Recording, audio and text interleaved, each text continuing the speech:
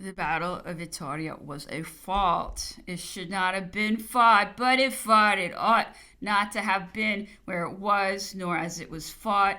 And in addition to all that, it ended with an ignominious flight. We lost 150 pieces of cannon, and in carriages, including those for the artillery, the equipage, and baggage, 3 or 4 times that number. The troops retired by the way of Navarre, taking with them only one piece of cannon and not a single wagon. They rallied and took the road to France by Pampeluna without considering what might be the fate of General Clausel's corps, which had been ordered to join the army under King Joseph. That general had arrived in Aragon and was ascending the banks of the Ebro through Tudela in order to reach Miranda, where he would have been in communication with the king's army. Fortunately, one of his reconnoitering parties advanced on the high road from Miranda to Vittoria to a place called La Puebla and made some English prisoners. General Clausel learned from these prisoners that our army, which had been defeated on the preceding day, was retreating by the way of Pampeluna and pursued by the English army.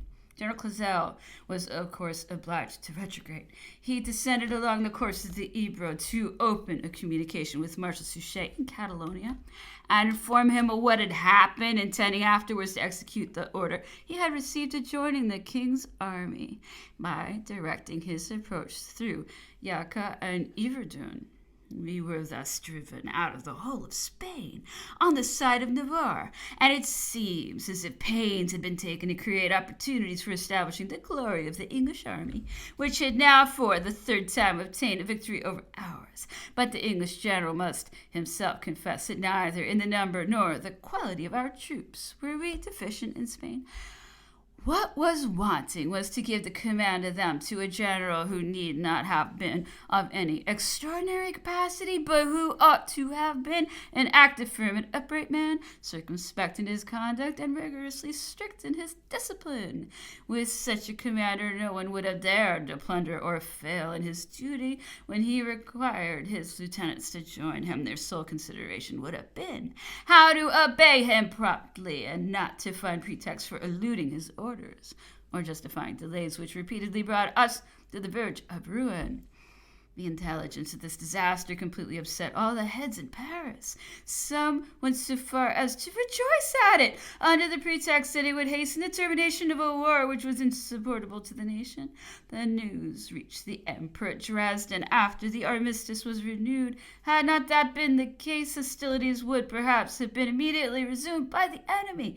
It may easily be conjectured how he received the account of this affair, and what painful reflections it must have occasioned. It was about the same epoch that General Moreau appeared in Prussia. His arrival in the midst of our enemies created universal astonishment. Everyone asked what was he to do in the Russian camp. Why had Emperor Alexander sent a frigate for him? What did he intend to make of him? It was not meant that he should command or direct the Russian armies without disparaging the military skill of General Moreau. He had not displayed such extraordinary talents at the head of French armies that the Russians should send all the way to America and beg him to come and give them lessons. Justice to the Russian army, with which I am well acquainted, does not permit such a supposition. That army possesses a considerable number of general officers to whom nothing but opportunity is wanting to equal at least General Moreau. It was not of his military reputation that the Russians stood in need. They only wished to derive advantage from the celebrity which his misfortunes had conferred on him. This was a new resource to which the Emperor Alexander thought it advisable to resort. He hoped to make General Moreau his instrument in producing division in our army. Can it be doubted that at this time he was acting as some plan of revolution by which, in case of success, General Moreau was to be substituted for the Emperor?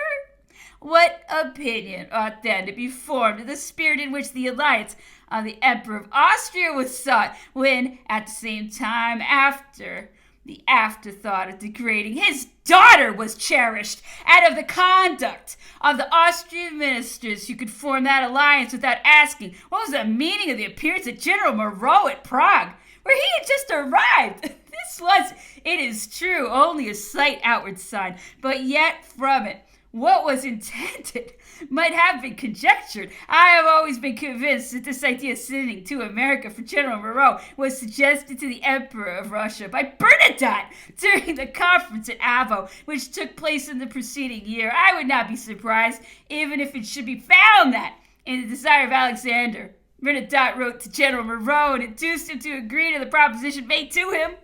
I am the more confirmed in my opinion that the suggestion came from Bernadotte by the consideration that he alone was able to explain to the Emperor of Russia the facilities which existed for the execution of such a project, by making him acquainted with the antecedent relations between Moreau and Fouché, to which Bernadotte himself is no stranger, and which Alexander did not know, at least not so well as he.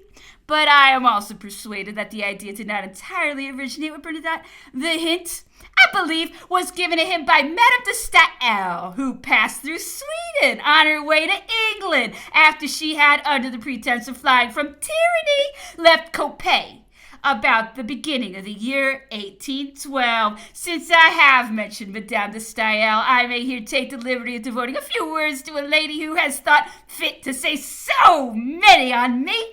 She thought she did well in sparing neither reproaches nor calumnies in her works, and yet with a clear head such as she possessed, she must have felt that resources of that kind are always feeble. However, she perhaps may be excusable because living far from the scene, the picture of which she wished to draw, its shadows may have deceived her, and in conformity with what she at that time declared, that out of Paris she neither saw nor learned anything, it may be thought that wanting full light at this period, she could not better describe what she had not sufficient means of examining. All that she has said on this subject is full of bitterness, and that bitterness provoked by severe measures adopted against her, it may perhaps too have had its origin in an offended vanity which wished to give celebrity to its vengeance. But reproaches which are founded on false assertion can wound no one. They only injure those who so far forget themselves as to resort to such means of hostility. Madame de Staël has done me the honor to select me exclusively for insult. I ought to be grateful to her for the distinction she has so kindly bestowed on me, and I am only surprised that she did not perceive how much her preference was calculated to draw me forth from the obscurity which she reproaches me. However, mine was the least important of the cases in which her passion misled her judgment.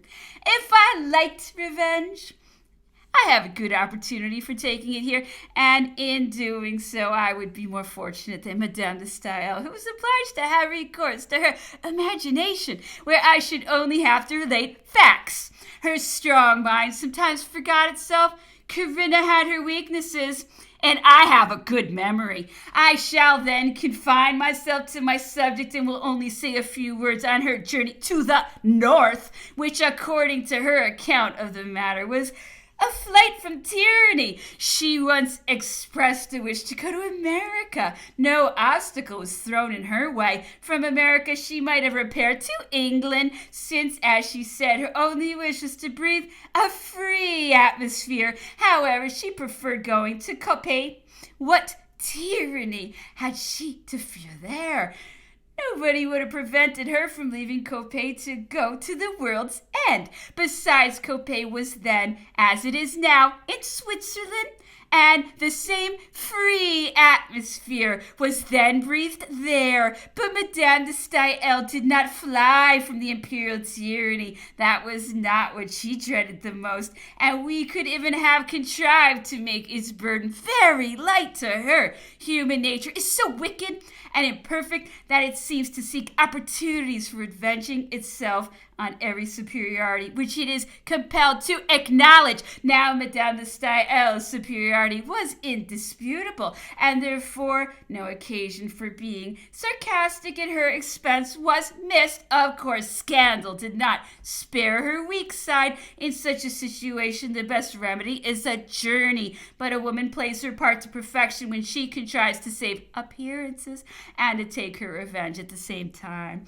Before going to St. Petersburg, she took upon herself the task of inducing Bernadette to adopt the course wished by the Emperor Alexander, who had at that time something else to do than to think of constitutions. As Madame de Stael would have us believe, she was the first link in the chain of the interview at Abo, where Bernadette delivered himself up to the Emperor Alexander. It was she who started the idea of bringing Moreau from America. Such was the way in which Madame de Stael helped the restoration. Of this, however, she took good care not to say a word in her book. The reason of this may be easily conceived. She would have been obliged to sacrifice the eulogies she has there bestowed on an event which she did not foresee, and which was quite the reverse of the turn which she hoped to give to affairs. Truly, such claims as hers to the restitution of the 2 millions given to her, in spite of the charter which declares the sales of national property irrevocable, were, it must be confessed, entitled to particular attention. Surely the property of her father, Mr. Necker, was not more unjustly confiscated than was that of the poor Vendean peasants who were buried in their own fields, which have since been disposed of according to the direction of private interest. And Mr. Necker was one of the primary causes of all these public misfortunes. But Madame de Stael certainly deserved a preference, and if the moment for granting it was not the most favorable, she assuredly seized a very favorable one for asking it. Had Madame de Stael and I been acquainted, it would have been for the advantage of both. I am now aware of the kind of enemies who tormented her. They were rivals who felt mortified that she surpassed them in talent, or old political agitators who, having renounced a trade which they found had become dangerous, were afraid of appearing to have the slightest intercourse with her. At the epoch when she solicited my protection, I was not powerful enough to tax myself with the burden of her enemies in addition to my own. She should have brought me no strength except that which she derived from me, and I should have had to support her when I could scarcely stand alone. I must therefore have made a bad bargain. She thought me a novice, whom she could manage as she liked, and was angry that I distrusted her. I am not convinced that her son was right when he told me that his mother was only in a bit of a bad humor about the emperor, and that nothing would be easier than to make her throw herself at his feet, as she was at the bottom, his sincere admirer. I did not believe this at the time, because there was a general cry raised against her, set up even by those whom she thought her friends. I now acknowledge that she was much less difficult to manage than many others. I am aware since that it was she who brought about the peace between the Republic and Sweden, solely that she might be able to remain in Paris and establish herself amidst the wreck of good society. Madame de Stael treated the emperor ill, but what she did never could hurt him, while she became the most unhappy woman in the world at finding herself despised by him she wished to serve. Another kind of conduct would have placed materials at her disposal which she might have easily rendered more available to her glory than the base calumnies to which she did not scruple to descend. To what I have said about General Moreau, I have to add that on this occasion the emperor was so ill-served by his diplomatic agents that after that general had arrived at Berlin under an assumed name, His Majesty wrote to me to try to discover who the mysterious personage arrived at Berlin was. I replied immediately that it was General Moreau, and that I had some time before informed him of the departure of that general from America, which intelligence I received by the arrival of an American ship in one of the French reports. The emperor had not read my previous dispatch, and when the second reached him, the rupture of the Dresden armistice had taken place, what corroborates my opinion of the Emperor of Russia's view in sending for Moreau is the recollection of the situation of Russian affairs when the conference at Abo took place. If the then state of things be borne in mind, it will by no means be unreasonable to conclude that the revival of disorder and anarchy in France was the ultimate extent of the success which the Emperor Alexander could hope to obtain in order to effect a diversion in his favor, of which he then had so much need. At that period he was far from contemplating as possible such an event as occurred on his entrance into Paris. It ought also to be recollected that while Moreau was with the Allied army, the Count d'Artois undertook a voyage from England to the Baltic, and that Bernadotte refused to allow him to land. He then returned to England. Bernadotte prevented him from passing through Sweden only because he wished to favor the pretensions of General Moreau. The supposition that the Allied sovereigns were planning the overthrow of the empire no one had hitherto ventured to make, and the voyage of the Count d'Artois therefore remained unexplained. It is, however, probable that his only reason for wishing to repair to the Allied army was that he had heard of some plan of subversion being adopted. Chapter 15. The Emperor, in great haste, sent Marshal Soult, who was with him, to take the command of the troops who were returning with the King of Spain. On the occasion, he directed the Duc de Feltre to write to inform the King of Spain of this arrangement, lest he should hesitate to resign the command of Marshal Soult, towards whom it was known that he had not been favorably disposed since the occupation of Andalusia. Marshal Soult proceeded to Paris with the swiftness of an arrow.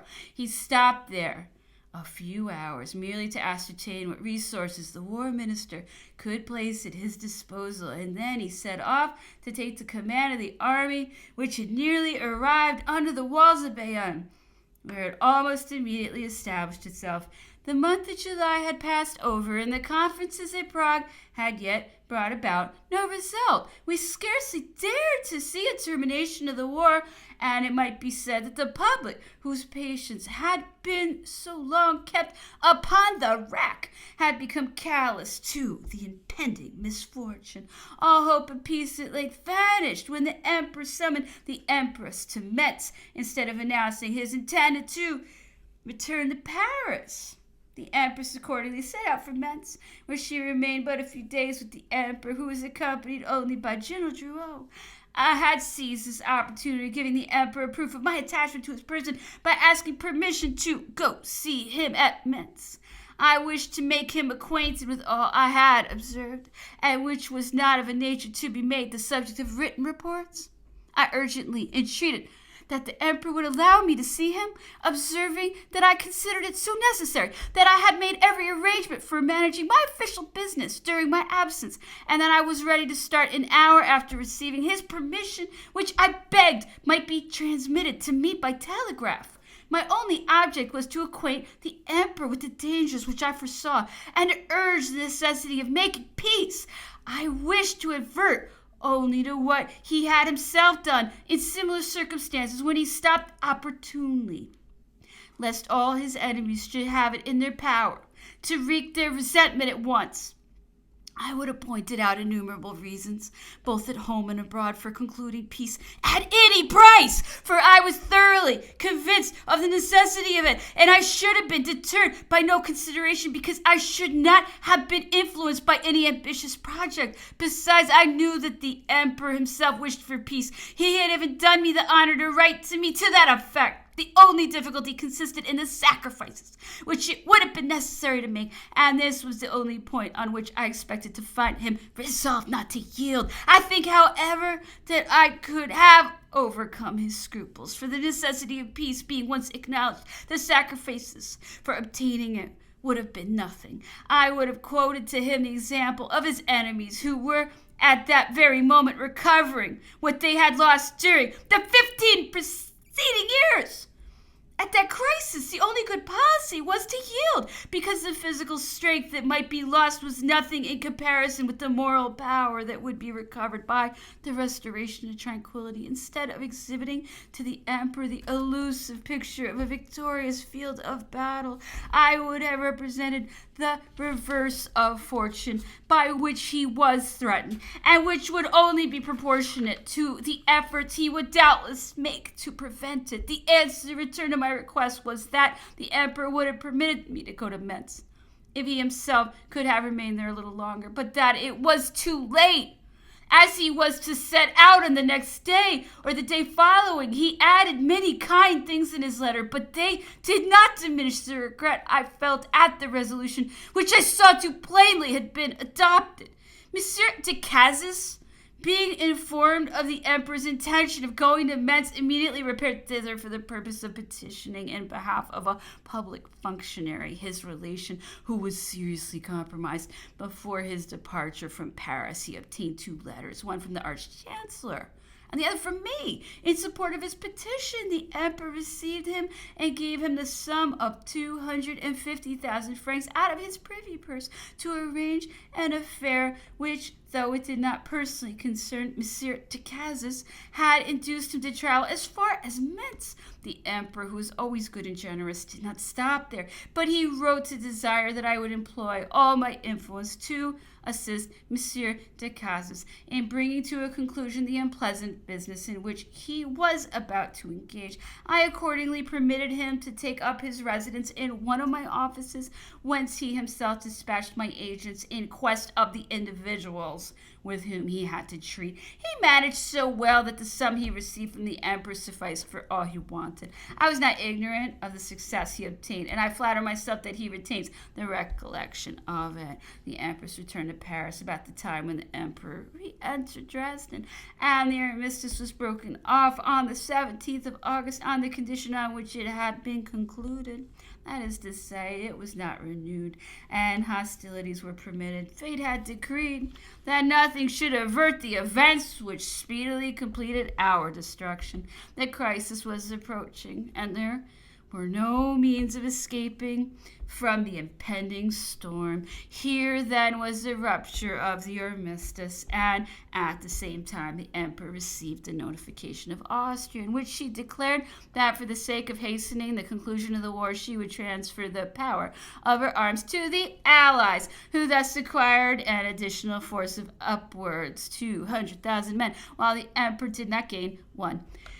In spite of this enormous disproportion of troops between him and his enemies, it will be seen how near he was of extricating himself triumphantly from his difficulties. If instead of being composed of raw troops, his army had been like that of Austerlitz, he would have performed prodigies which would have been the wonder of ages to come. But the emperor's general officers had already imbibed a feeling of dissatisfaction, which was but too plainly perceptible. Napoleon has frequently been compared to Louis XIV. Both, to be sure, had their intervals of prosperity and adversity. Louis XIV was betrayed only by fortune, and Napoleon was betrayed by those on whose fidelity he had most reason to depend. We may with advantage refute those who persist in extolling the superiority of past ages over the present. The reign of Napoleon has eclipsed that of Louis XIV with regard to distinguished poets and writers in various departments. No doubt Louis XIV's reign supplied a vast number, but the reign of Napoleon was remarkable for the progress of science and positive knowledge. Under Napoleon, information spread. The people learned to know their own dignity, and honors and fortune were the reward of talent and public service. Napoleon is accused of despotism, but did he ever show himself so despotic as Louis XIV? And were titled mistresses and legitimated princes ever seen in his court? I leave others to complete the parallel. I shall merely observe that, in my opinion, in spite of calumny and prejudice, Napoleon surpassed Louis XIV and all other sovereigns who can be compared with him. Certainly none of the emperor's lieutenants were equal to himself, and of course none of them set up the pretensions of being so. Therefore, it is not fair to place them on a parallel with him. but they may justly be compared with other generals who figure in history, Ney, Massena, Soult, Lannes, Davout, Suchet, MacDonald, and many others whose name I might quote would sustain the comparison with advantage. With such a combination of talent, how happened it that reverses overtook us in the greatest school of war that ever existed? No man did show himself capable of embracing at once in his mind the whole operations of an army whose corps had to act in various directions. Be this as it may, I may be permitted to observe, without detracting from the justly earned glory of our generals, that beside the emperor they lost a portion of their luster, like those diamonds which emit least radiance in the brightest light. The troops began to assemble. Marshal Ney's corps was at Liegnitz and had begun its concentrating movement when General Jomini, who was chief staff officer of that army corps, went over to the enemy. The desertion justified all the suspicions which had been entertained respecting his communications with the aide-de-camp on the Emperor of Russia, which have been alluded to at the commencement of Part 1 of the present volume. General Jomini, who was a Swiss in the French service, probably thought that the emperor could not stand against such a host of enemies. And presuming that on the fall of Napoleon he should be left unprovided, he preferred seizing this new opportunity of trying his fortune, in which he thought himself as secure as when he first entered upon his military career. If he had any private motives for the course he adopted, they never came to my knowledge. Marshal Oudinot's corps, which was in the direction of Glogov, assembled and marched by way of Kotland, Ebenau, and Kosen. Oudinot had with him General Bertrand's corps and the Saxon army commanded by General Régnier. The whole, amounting to upwards of 80,000 men, were to march upon Berlin and attack the corps commanded by Bernadotte, who had recently arrived with his Swedes. He had with him the corps of the Prussian General Bülow and a considerable quantity of Prussian militia, together with some Russian troops. This corps was estimated at 100,000 men and was posted a few leagues in advance of Potsdam. Marshal MacDonald's corps was concentrated in the neighborhood of Lovenburg in Silesia on the Bober. It was joined by General Lauriston's corps. The corps of Marshals Marmont and Mortier were concentrated in the neighborhood of Dresden, as well as corps organized with troops newly arrived, which were commanded by Marshal Gouvion-Saint-Cyr, who had also recently joined the army. Marshal Augereau was sent with a single division to Bavaria to support the Bavarian corps organized at the Inn Verteld after the declaration of war on the part of the Austrians, which event had been looked for. I do not distinctly recollect the situation of Marshal Victor, but I believe he was on the left bank of the Elbe in the direction of Wittenberg or Torgau, but he also concentrated his troops at Dresden. General Van Damme commanded the corps of Marshal Davout, who had been sent as Governor-General to Hamburg, where the emperor had some important plans in contemplation. Marshal Davout had with him the Danish troops and some numerous detachments of conscripts from France, out of which he formed a magnificent army corps. Since this new occupation of Hamburg by our troops, that portion of territory had been put out of the constitutional system. A great outcry was raised against this measure, which, it should be recollected, was adopted only for the purpose of keeping the people of that part of Germany in obedience and checking insurrectionary plans. The emperor's design was to commence hostilities by penetrating into Silesia and Bohemia, where the three combined armies were assembled and formed so vast a force that none but a man of great talent and extensive experience in the mechanism of masses could have hoped to take advantage of any facilities for attack which those of the enemy presented to us. Officers of any nation whatever who served in the War of Italy, as well as in those of 1805 and 1807, must admit that if the emperor had had in Saxony an army composed of experienced troops inured to marching like those who followed him in his immortal campaigns, he would have dispersed all the Austrian, Russian, and Prussian forces in a very short time. He would have obliged them to maneuver, and in this he would infallibly have had the superiority over them. But his troops were undisciplined, and unused to marching, and thus fortune speedily abandoned him. On the left bank of the Elbe there remained only the corps of Marshal St-Cyr, who stationed himself at Pirna to cover Dresden, which had been fortified by 6 good redoubts. While the corps of Marshal Oudinot was marching upon Berlin, the emperor advanced with the rest of his army by Dresden and Bautzen on the Bober, but he had scarcely arrived at Lovenburg when he learned the movement that had been made by the hostile armies. They had passed from Silesia into Bohemia by Schweidnitz and had taken the road from Toplitz to Peterswald to proceed to Dresden by the left bank of the Elbe. Marshal St-Cyr, who was at Pirna, had retired to the city, the environs of which he had garrisoned. The emperor brought back upon Dresden by forced marches the whole army, except MacDonald's corps, which he left on the Bober. On the 26th of August, he arrived at Dresden at the very moment when the enemy was forcing the redoubts which surrounded the town.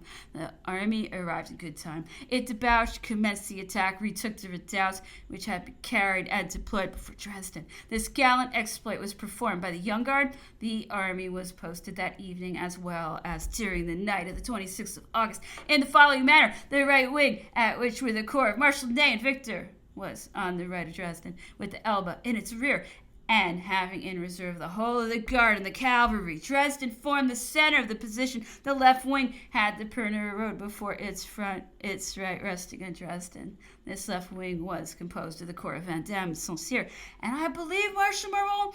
The enemy's army formed a perfect line of circumvallation. The Russians and Prussians composed its right, and its left was almost entirely composed of Austrians.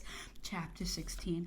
On the 27th of August, the emperor commenced the attack by his right wing, where, as I have already observed, all the cavalry was stationed. He outflanked the extreme left of the Austrians and followed the line of circumvallation formed by the enemy's immense army. He engaged with superior forces, each of its parts, without the enormous masses by which they might have been aided, putting themselves in motion. The sky had been cloudy for some time, and as good fortune ordained, a storm came on, during which the rain fell in torrents, so that the firing of the musketry was ineffectual. Taking advantage of this circumstance, we charged the enemy's masses with our cavalry, which consisted almost entirely of very young troops.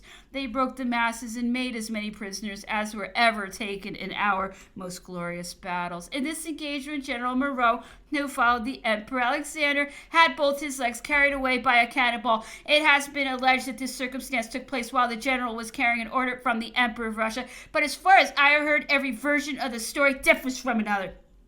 It is not true that the death of General Moreau threw the enemy's army to disorder. That event merely thwarted a part of the plans of the Emperor of Russia, who soon adopted another design in lieu of that which had caused General Moreau to be summoned to him. We took advantage of the storm to extend our line and to take a position which not only outflanked the enemy's left, but moreover enabled us to bring the whole of our line round on his rear, so that he was obliged to change his position. His innumerable columns were thus thrown in disorder. They mistook the movement which we compelled them to make for a retreat, which certainly appeared unavoidable owing to the reverses they had sustained. The roads at all times, bad in this country, had become impassable. The crossroads in particular had suffered dreadfully from the rain. The enemy's different columns were too far distant from the defile of Peterswald, of which we were masters, and they were so closely pursued by our cavalry that they had no way of re-entering Bohemia except by miserable defiles hitherto but little frequented. The Allies lost an immense quantity of cannon and wagons and a considerable number of troops. We calculated that we had made 32 or 33,000 prisoners. Hitherto all went on admirably.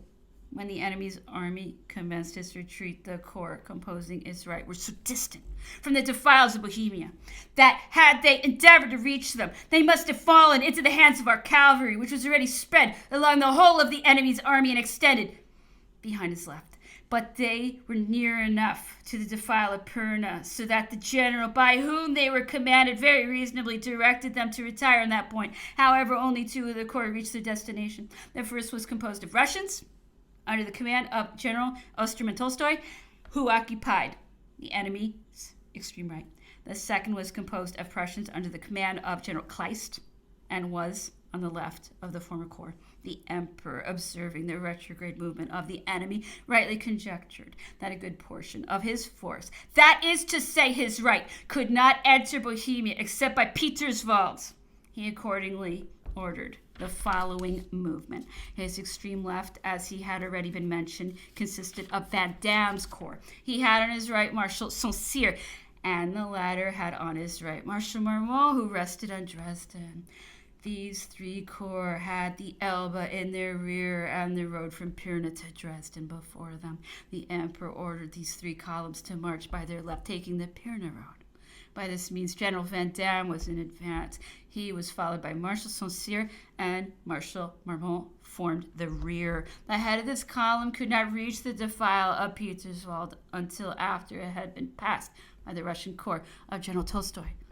But General Van Damme, not doubting that he would be followed by St-Cyr and Marmont, entered the defile without hesitation and pursued the corps of the Russian general. Unfortunately, in thus descending into Bohemia, he did not take the precaution of guarding the defile of Peterswald, which he left in his rear. He relied on the march of St-Cyr and Marmont, whom he said he had warned of the movement he intended to make in advance, but it matters not who was in fault on this occasion. The fact is that Van Damme was not supported, and that the defile being thus left open, the corps of General Kleist, which followed that of General Osterman, passed without being aware of the circumstance between the corps of Marshal St-Cyr and General Van Damme.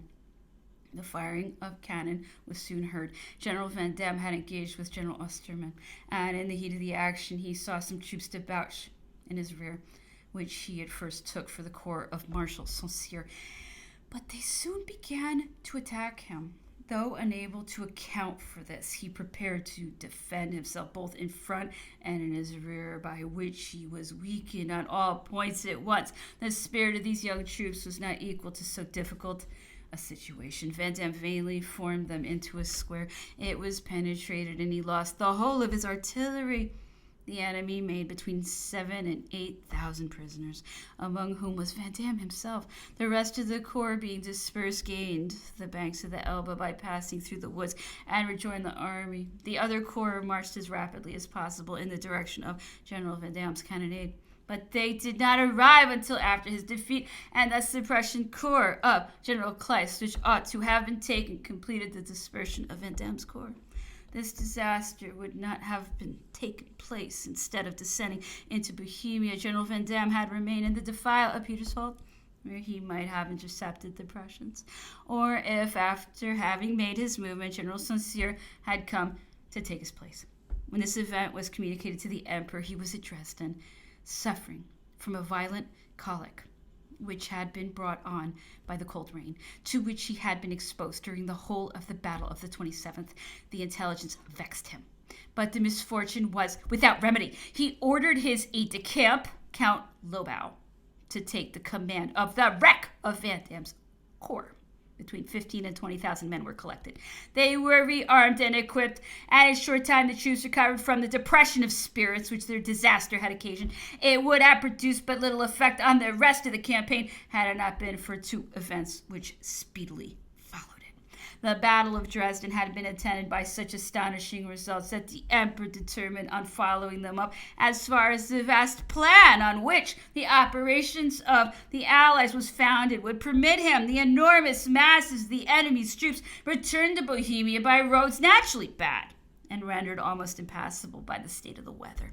They must inevitably have been thrown into disorder, and while this immense multitude was being rallied and newly formed, the emperor would have had to start in all his movements.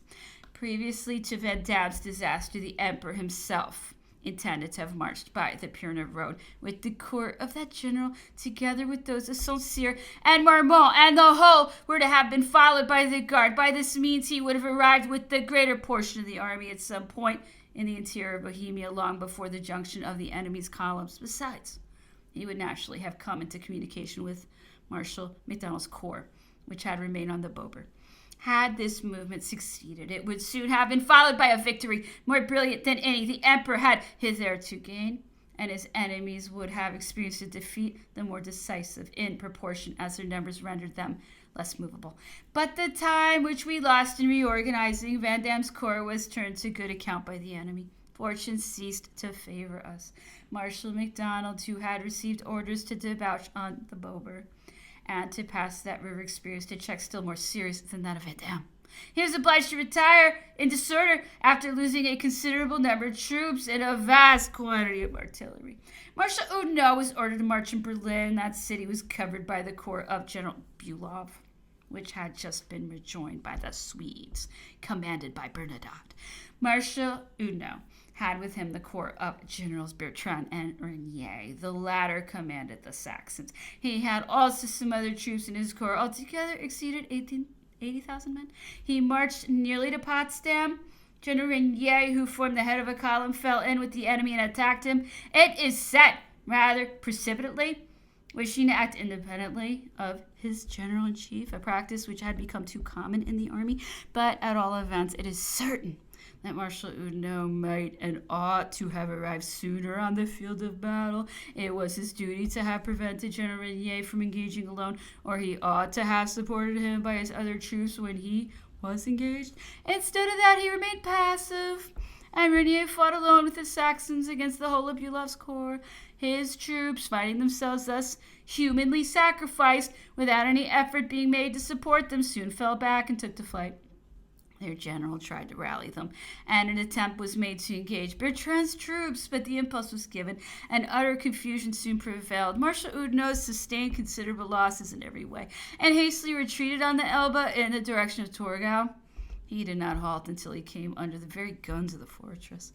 This fatal event, which occurred at the same time as Marshal MacDonald's disaster, totally deranged the emperor's plans. Instead of endeavoring to profit by the victory of the 27th, he was obliged to think of defending the right bank of the Elbe. The emperor repaired the losses of Marshal Oudinot by adding to his remaining force some of the troops of Marshal Ney, who was in the vicinity of Wittenberg. Ney took the command of the whole corps, thus newly organized. His army had not wholly recovered from its late stroke of ill fortune. He made a movement in advance which corresponded with that which the emperor was making on the Bober, whither he had proceeded with the best portion of the army to repair the check sustained by Marshal MacDonald.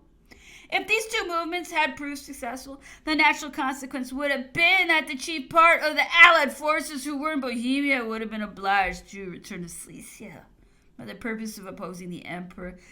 But fate ordained otherwise. Affairs were proceeding well on the Bober, where the emperor himself was present, when a new misfortune which befell Marshal Ney once more occasioned a change of plan. Marshal Ney, yielding to the ardor of his courage, marched straight forward to a considerable distance. In the course of his movement, he was attacked in front as well as on his left flank, which was charged by Bülow's Prussians. Bülow broke Ney's line of operations and threw him into such disorder that his whole army hastily came back upon the Elbe, which it had but just quitted. Ney's loss was now considerably greater than before. This event brought the emperor back upon Dresden and obliged him to relinquish all his plans of operation on the right bank of the Elbe in order to concentrate his troops on the left bank. He was still master of the fortresses along the course of that river, and he hoped to adopt some new method of ameliorating a state of things which this succession of unfortunate accidents rendered most grievous. His situation was similar to that of Frederick the Great in his last campaign, but he was less fortunate than that great king, because where Napoleon was not personally present, nothing but disasters ensued. While Frederick had some generals who knew how to gain battles, the enemy's army had now recovered its spirit, which improved at every partial reverse we sustained. The emperor had no more troops than those who were now collected around him, and they began to suffer the want of provisions. The scarcity increased in proportion as the circle of ground occupied by the army became more and more contracted. Chapter 17. After the battle of the 27th, the emperor thought of adding to his own army the few French troops which cooperated under Marshal Augereau with the Bavarian army on the Inn. These troops formed two small divisions. If the success of the battle came to Dresden on the 27th rendered their presence useless on the Inn, the reverses which had followed that battle made it indispensable to call them to the army.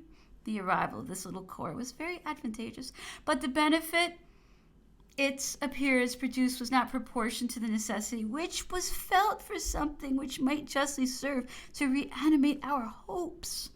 The departure of Augereau's corps left Bavaria open to the intrigues by which it was agitated. General von Wrede, finding himself relieved from all restraint, spread alarm through the country, and news of our disasters, which traveled fast, soon determined Bavaria to follow the course which our bad fortune dictated to her.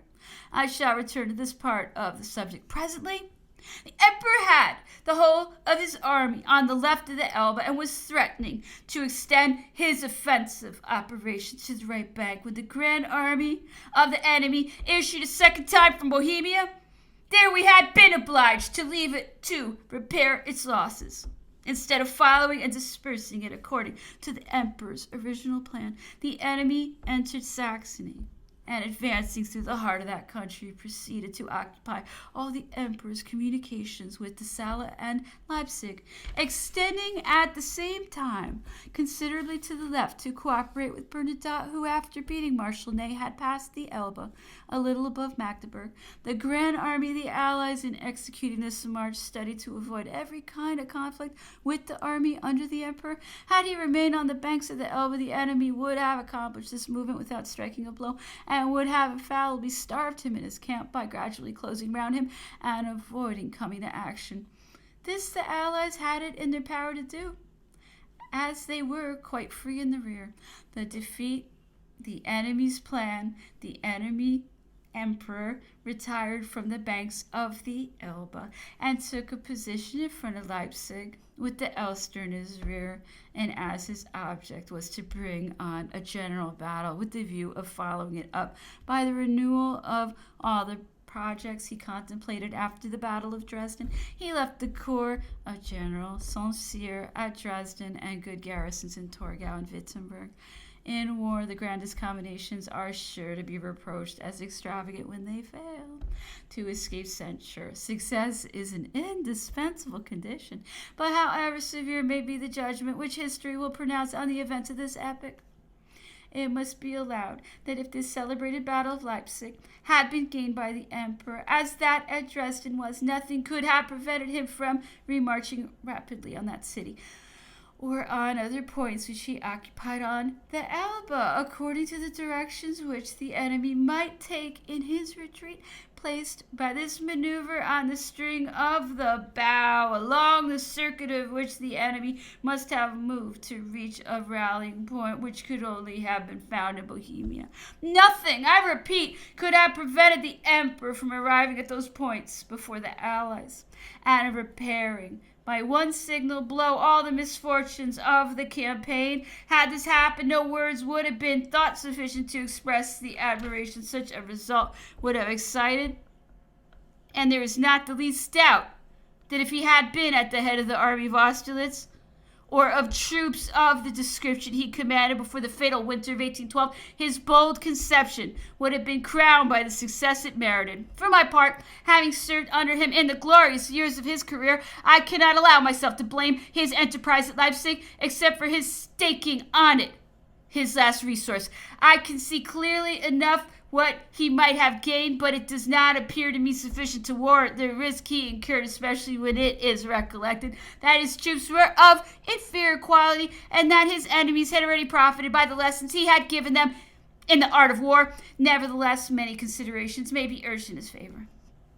When the emperor retreated from Dresden to Leipzig, he carried with him the king of Saxony, his family. The princes of Rhenish Confederation were alarmed, but had not yet abandoned his alliance. On the contrary, he received from them assurances of their constant attachment in his bad as well as in his good fortune. On withdrawing from Saxony, he would therefore have lost in the first instance the army of that country, and with it successfully all the contingents which would have served to swell the allied armies. That is to say, that the result of his retreat would have been equivalent to the losses sustained by a battle without occasioning any to the enemy. Moreover, to retreat farther was to abandon all that he had left on the Elbe, a great misfortune. And the emperor's situation was that among so many veteran warriors who had on numberless occasions proved their talents in the field of battle, not one had sufficiently elevated his mind to take just view of those high conceptions, in the execution of which they so nobly concurred.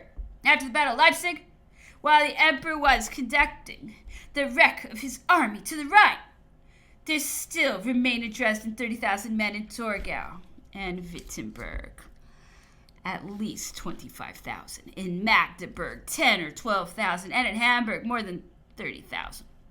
All these troops were locked up. No advantage could be derived from them. However, notwithstanding all the considerations which seemed calculated to have induced the emperor to risk fortune in a pitched battle, no one who has been intimately acquainted with him will believe that he would not have avoided it had he been informed, as he ought to have been, that everything he could fear, either after losing the battle or after retiring without fighting, had already occurred on the one hand, and was fast approaching on the other. Most assuredly, had he known that Augereau's divisions had no sooner left the banks of the Inn than the Bavarian army opened a communication with the Austrian army, and that in consequence of the unfortunate effect of our disasters on the Confederate princes of Germany, the Bavarian government, forgetting what it owed to the emperor, almost immediately signed a treaty of alliance with Austria.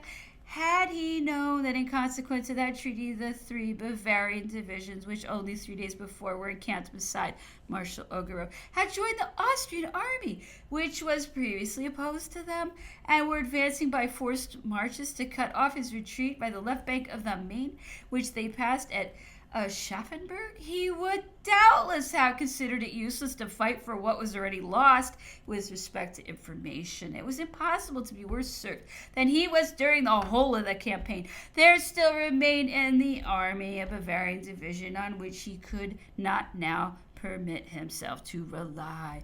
But what can never be explained is how his diplomatic agents allowed him to remain ignorant of the fact that all the courts of the Confederate princes had before this time reciprocally communicated their intentions, so that the course which each was to follow was settled, and all that was waited for was a favorable opportunity for taking it without compromising themselves. The Saxon army, which was encamped with ours, was secretly tampered with and manifested a most hostile disposition. None were faithful but the Poles. They remain as they had always been, ready to shed their blood for him to whom they were attached. The official persons whose duty it was to keep a vigilant eye on these political relations are to blame for allowing themselves to be deceived, or culpable for not discovering the painful truth and announcing the danger, but they were in the habit of entrenching themselves behind the emperor. He was the remedy and the consolation for everything. Nobody assisted him. He was obliged to think and act for all around him. However, a few days before the battle, he perceived all the unfavorable chances which fighting it presented. But then it was scarcely possible to avoid it. The enemy's army was so near that a march and retreat must have been very difficult, though its consequences would not have been equal to those which followed the fatal battle of Leipzig. But it is not easy to derange the plan of operations of a whole army and make it act in a way directly opposite to which had been projected. It would have required a pause of some days to make the attempt, at least to withdraw the force left on the Elbe, but the hours which fate now allowed us were numbered. I was not with the army, and have not a perfect knowledge of the incidents and details of the Battle of Leipzig, the consequences of which proved so immense. The emperor had taken a position in front of the town, with the intention of acting on the offensive as soon as the enemy should be sufficiently near to facilitate the execution of his plan, which required rapid and decisive movements. But besides that, the incidents which I have related made a great difference between what he meant to undertake and what it became possible to execute. He experienced also the disadvantage of being anticipated in the attack. The day before this decisive battle, a very sanguinary action was fought, which completed the destruction of Marshal Ney's corps. The troops fought with their accustomed valor, but that degree of spirit which is necessary to sustain the most heroic courage was exhausted. Finally, the event which succeeded produced their total decomposition. The army did its duty, but it was overwhelmed by numbers, and more especially by a prodigious quantity of artillery. The practice of using great masses of artillery was introduced on our part in the War of 1809, when in consequence of the mediocrity of the new levies, we were obliged to make up for the inferior quality of the troops by an increased number of pieces of cannon. To such an extent had our artillery been augmented that in the Battle of Wagram we had 756 cannon, including the pieces in position employed to protect the passage of the Danube. Our allied enemies, having been long accustomed to imitate the emperor in everything, made great efforts to increase their artillery. Following his example, they had learned to adapt foreign artillery to their use and to avail themselves of it on the field of battle. And at Leipzig, the quantity of artillery which were 3 powers brought into action surpassed anything which imagined might previously have conceived. The great use of this terrible weapon renders battles in general more decisive, but when well supported by a powerful cavalry as well as the artillery of the Allies, it renders victory certain, especially when there is an opportunity of engaging with a double force an enemy with the river behind them, which was the situation of the French army at the Battle of Leipzig. In an affair which took place on the eve of the battle on the day before, the Austrian general Meerfeld was made prisoner. The emperor received him where he bivouacked, and after a long conversation dismissed him with pacific propositions. But it was too late. Our enemies were conscious of their strength and saw that fortune had abandoned us. They had no longer reason to fear averse, particularly Russia, into whose hands all the powers of Germany had thrown themselves. By a victory they might win the world, while the loss of a battle would, in consequence of their great superiority in numbers, be to them unimportant. If the corps left on the Elbe had been with the emperor, there is no doubt that he would have abandoned Germany. A series of unfortunate incidents had, however, placed him under the necessity of playing a desperate game, to the hazards of which he never exposed himself during the brilliant period of his glory.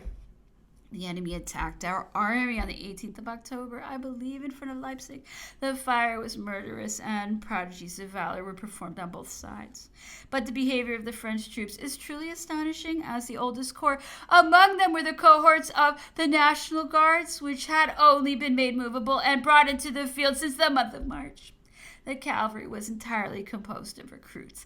The men and the horses were equally raw and undisciplined. No part of our army was in a good state except the artillery.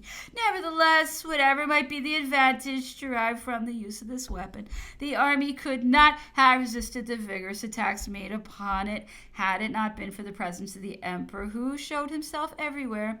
The allies were so numerous that they scarcely perceived the losses they sustained. Their masses pressed down upon us in every direction, and it was impossible the victory could fail to be with them. Their success, however, would have been less decisive had it not been for the defection of the Saxons in the midst of the battle. These troops, having moved towards the enemy as if intending to make an attack, turned suddenly round and opened a heavy fire of artillery and musketry on the columns by the side of which they had a few moments before been fighting. I do not know in what page of history such a transaction is recorded. This event immediately produced a great difference in our affairs, which were before not bad enough trained. I ought here to mention that before the battle, the emperor dismissed a Bavarian division, which still remained with him. He spoke to the officers in terms which will not soon be effaced from their memory.